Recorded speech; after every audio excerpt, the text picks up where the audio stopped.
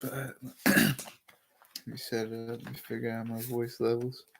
I'm in a new spot this week. Um, UFC Philly, we're coming off of Justin Gaethje knocking out Edson Barbosa.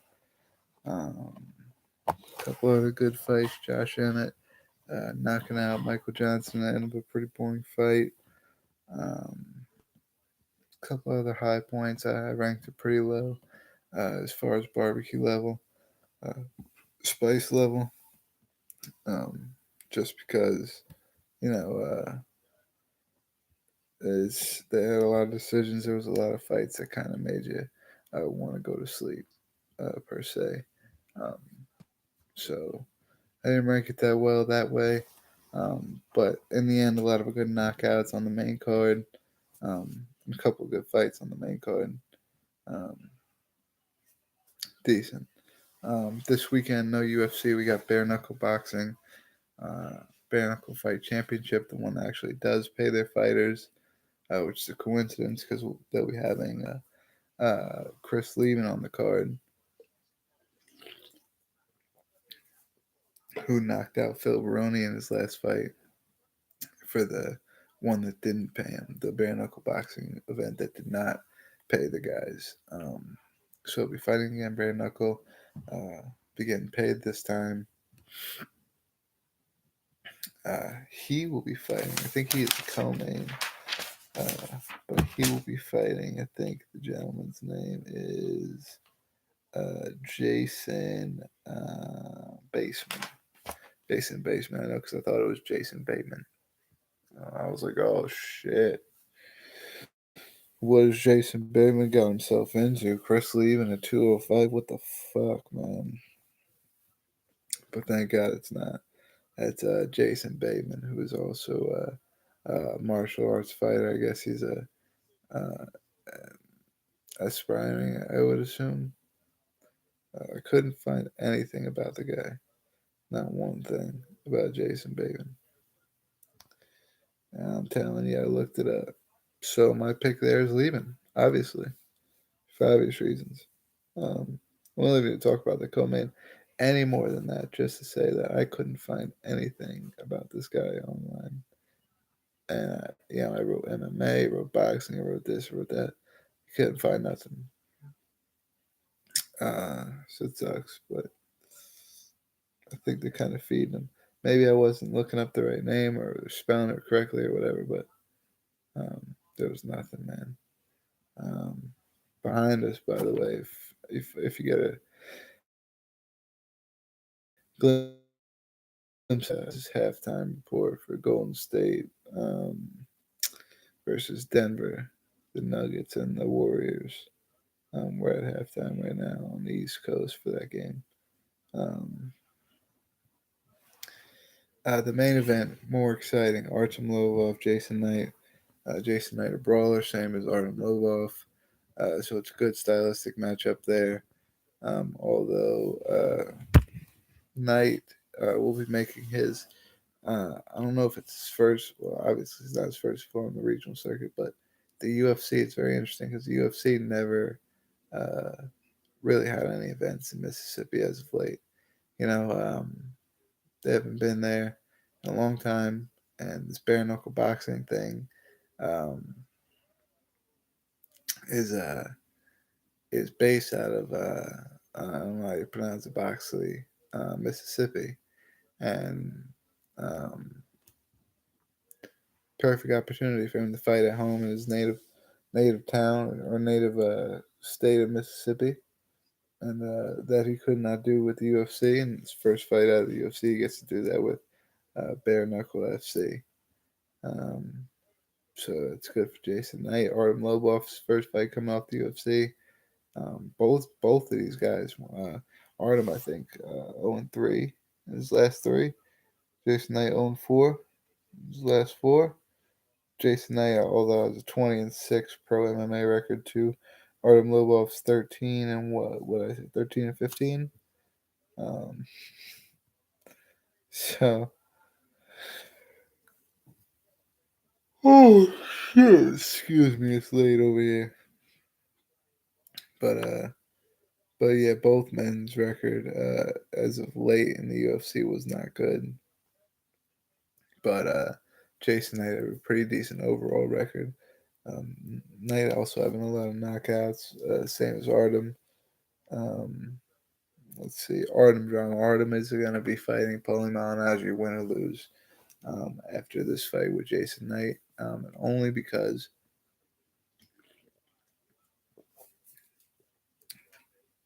he got in Paul Malignaggi's face. Paul Malignaggi smacked him in the face.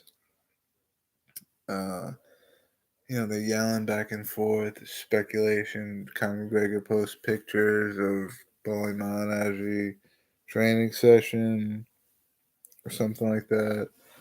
The beef is back. Uh, Conor McGregor could be out of retirement, not even a couple weeks after saying he retired. What else? What else? What else?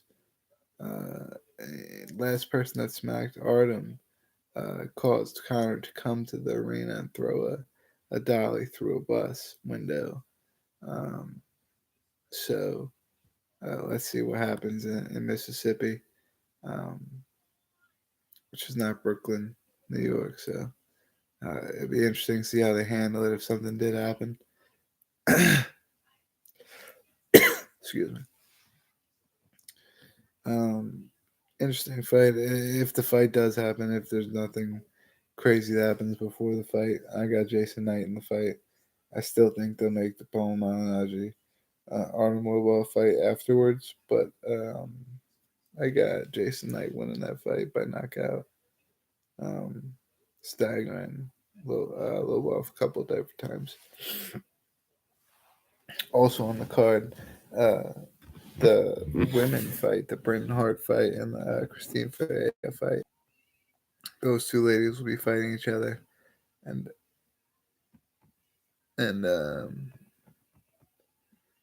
one of them is a 1-2 pro MMA. Christine Ferea. Her one win is over Rachel Ostovich, though, and um, while this other chick, Brenton Hart, is it's 2-3-4 or 2-3-1 as a boxer. Her last fight being the draw. Her last fight was she got beat by decision by uh, Brady Beck Rollins and bare knuckle. So uh, interestingly enough. Um,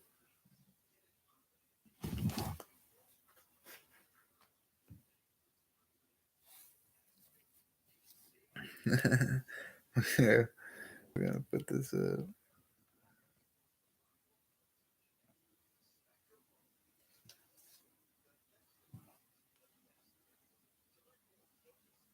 Let's see what we can put up here. Look at this. If you can read backwards, what's that say? Can you bring me a Pepsi, please? Yes, babe. A couple minutes after the stream's over. Um, Let me see. Shit, I lost my train of thought. Boxer. Brenton Hart, the boxer, versus MMA fighter. When they will be bare knuckle boxing, I think I'm going to give it to Brenton Hart on the boxing experience. Obviously by knockout. And what's his name? Sam Shoemaker. He'll be fighting Chase Sherman. Isaac Valley Flag is also another guy who's been around in the bare knuckle boxing scene. So it's a lot of veterans of that game.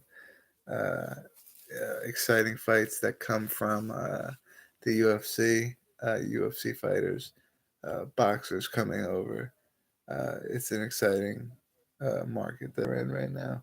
And according to one of the MMA fighters that I've DM'd with and I've talked with, that fights for a semi-local, but still like a fight pass type, promotion that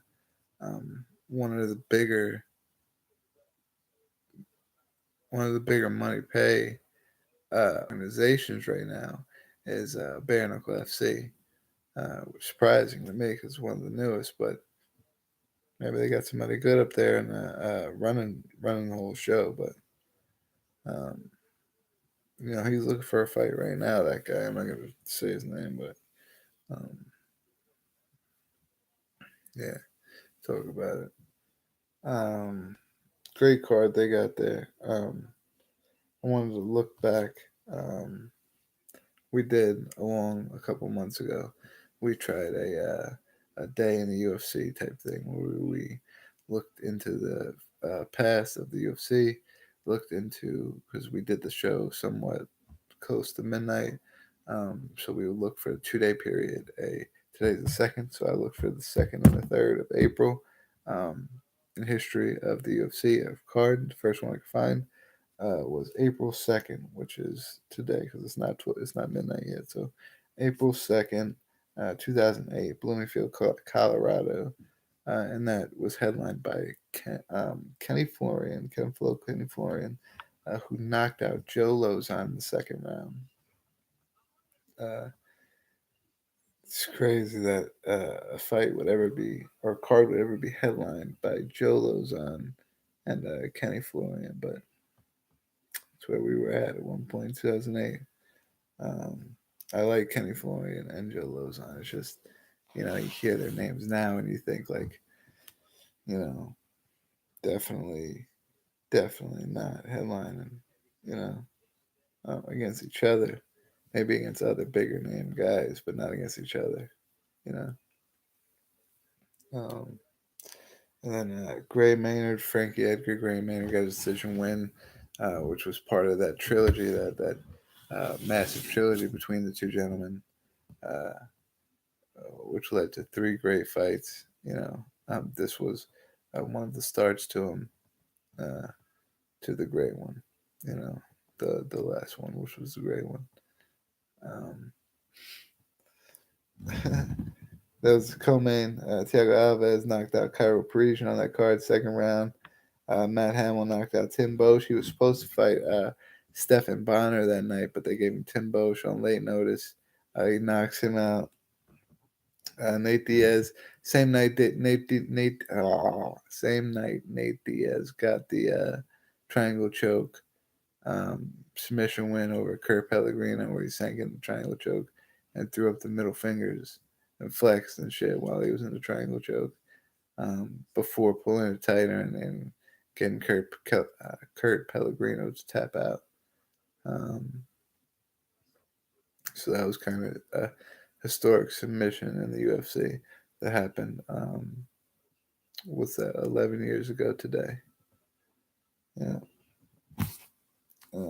James Irvin. It was also that historic night where James Irvin had the Superman punch over our good friend at Pure Evil MMA, Houston Alexander. Um, Highlight reel knockout. Great card.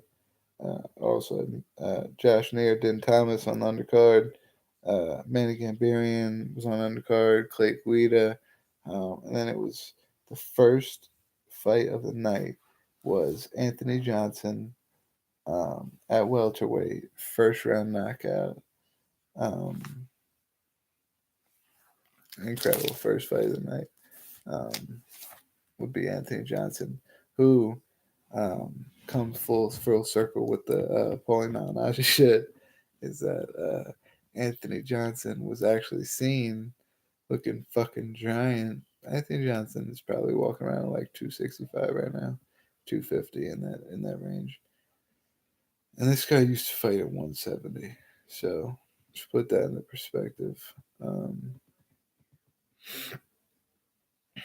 uh, Anthony Johnson's a fucking monster. And he was actually the one holding Paulie Malignaggi. So Paulie Malignaggi couldn't chase after um, Artem Lobov. Uh, so it's funny that we kind of end the card in and the day in the UFC by talking about Anthony Johnson. That's pretty crazy. Um, that night in 2008, just to see how far the sport has come. Bloomingfield, Colorado is kind of like a smaller town. I know Philly's not small um, in any means, but it was a fight. It was both kind of like a fight night. At the time, Bloomingfield was a place that was not looked at, I wouldn't say similar to how we look at Philly right now for the UFC, but it was, the number differential. The only reason they used Philly was because of how close it was right now. I would have used Kansas way back, but then we'd be going far back, and then you want to use something that's like today versus today, like today in the past versus today right now. Um, so I used Philly, the last card, and this card in 2008, and compared the gate and attendance and the attendance for 2008 in Bloomingfield, Colorado was 6,742. With the gate being 753,429. The reason I brought up the Kansas card is because the Kansas card was lower than that. Kansas card was like 660 something thousand or 600. Yeah, I got to think it right. So really low the Kansas card. Um, but this Philly card, the one that just happened on Saturday, had an attendance of 11,123 and a gate of 1.1 million. Um, 1,102,542 dollars made on the gate in uh, in Philadelphia that night. So it's pretty incredible. Um, one of the higher points in the sport today is that it's getting a lot of attention. It's going a lot of different places, and back in the day, those places were uh, went to on many different occasions. Where the Bloomingfield, Colorado, the Dothan, Alabama, the smaller cities, the smaller venues, the one they got to, the Colorado, they weren't in the Pepsi Center, they were in Bloomingfield. Nowadays, it's if they're in Colorado, they're in the Pepsi Center. Um, like that. If they're in Charlotte, they're in the Spectrum Center. If they're in fucking Philly, they're in Wells Fargo. They're in all the big stadiums when they go into the cities now. So it's kind of hard to compare, uh, I guess, unless you went to like weird places like Kansas and stuff like that. But um, Kansas kind of hard to compare to Colorado, even back in the day. 2008 or whatever the case was. Kansas not really comparable to Colorado like that in any way, really.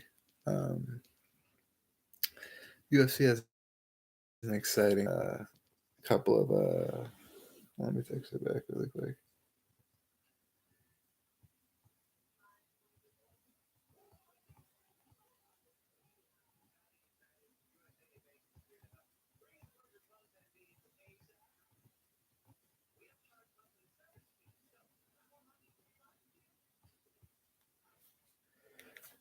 All right. What was it? Next couple of cards, the UFC. I was fucking about to get off track immediately, but um, insane. April's gonna be pretty cool for the UFC. I'm going to Disney, so we ain't gonna do nothing that Tuesday. Sucks for you guys. We're gonna do a fight companion right before that though, so we won't miss out. And I'll do my predictions on the fight companion right there. We'll do my predictions. April 13th at 2:36 in Atlanta. Um, Max Holloway, Dustin Poirier for the interim lightweight champion. Kevin Gastelum, Israel Adesanya for the interim middleweight belt. Eric Anders, Khalil Roundtree, um, Alan Jouban, Dwight Grant, Nikita Krylov, Owen St. Preux, Jalen Turner, Mark Favola, Wilson Hayes and Antonio Pantoja, Alejandro Pantoja. Max Griffin on the card. Let's see. Bill Muhammad, Curtis Melander. Sakamoth is on the card. Costa. Paulina Montello. I like her. I like the way she fights. 27th. What's the 27th? 20th. I'm looking at the 20th. The 20th, the week after that, would be in Russia. Alexander Volkov. Oh, let's see. Let's see. 13 is the week that. Let's see what we got here as far as dates. This weekend we got when we doing. So we're gonna be doing a predictions for Atlanta for 236 in Atlanta on Tuesday the 9th. Then a fight companion for Atlanta on on Saturday the 13th. Okay, while the fights are on. Tuesday the 16th, I will not be here, and then on Saturday the 13th, I will be giving predictions already to the card on the 20th, which is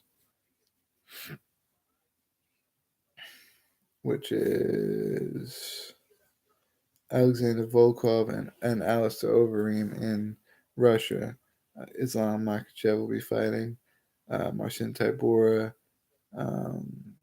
Pavlovich, Marcelo Golom, Antonio Shevchenko versus Roxanne Modafferi.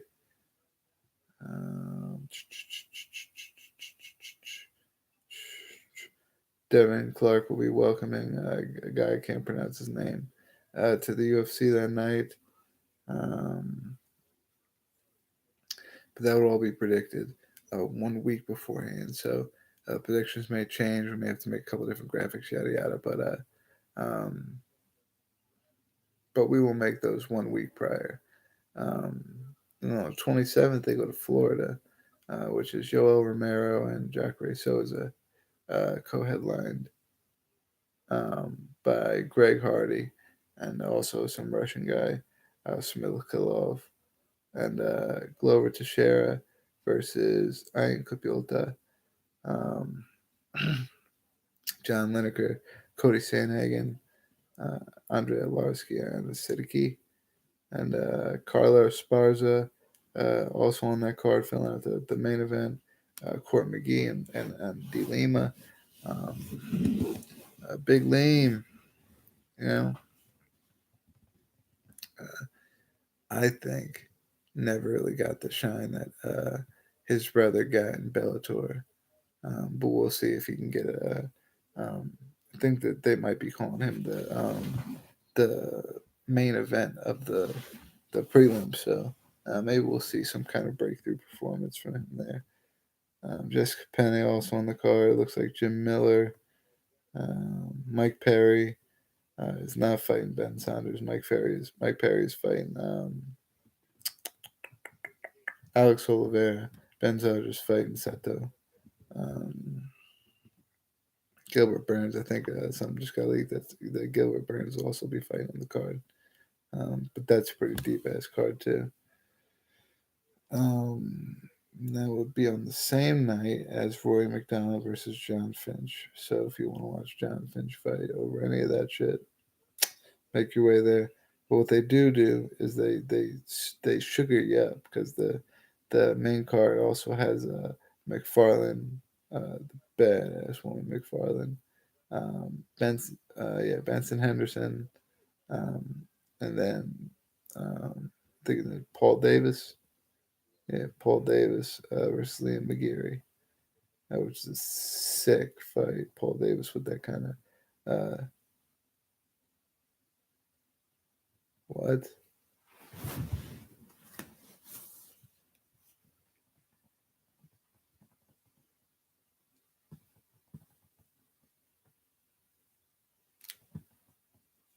What?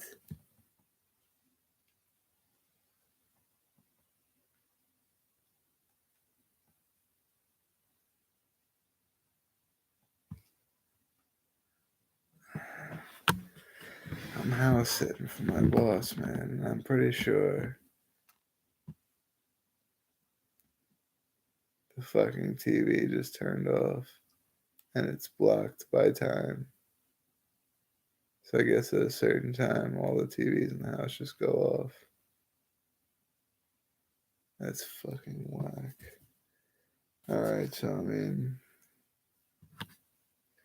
this shit's a fucking dud in here. I'm about to go out, but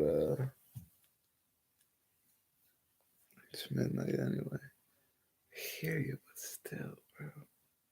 Still.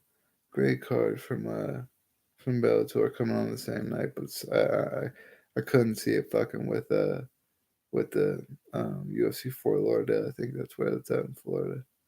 I can't see it fucking with it. Of course, big shout out Pure Evil in May, Eddie Vallejo, Eddie Vallejo, putting me on to Pure Evil in May. Stand up dude. Smoke if you need any art, somebody draw something. Yeah, at Up in Smoke or not Up in Smoke. What the fuck do you at? Smoke. Type in Smoke for me. Smoke and art. Smoke IN art. Dan Lamorte, of course. Joey Diaz. Joe Rogan. MMA Holes.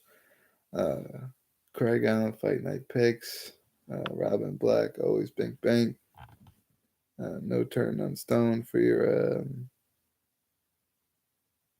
follow train, Joe. That'd be helping me out. You guys always be talking about the unfollows. I get them sometimes, but I watch. I delete, so I don't think they see me, and they don't be fucking with me no more.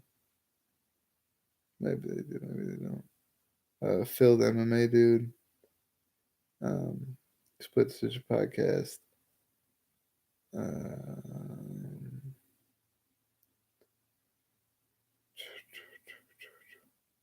Everybody at sports, man. We're sporting you back. Thank you. Island Fights for the opportunity a couple weeks ago. Trying to get a hold of King of the Cage now over there in North Augusta. So anybody got any connections, hit us up. I send my emails. We try to get in contact with somebody. Get over there and cover those fights because that's pretty close to us. So nothing this Saturday. Like I said, I'll be watching the bare knuckle events, but that's me. As for you guys, I'll talk to you later. Next Tuesday, we'll be back. Adios for now, fuckos.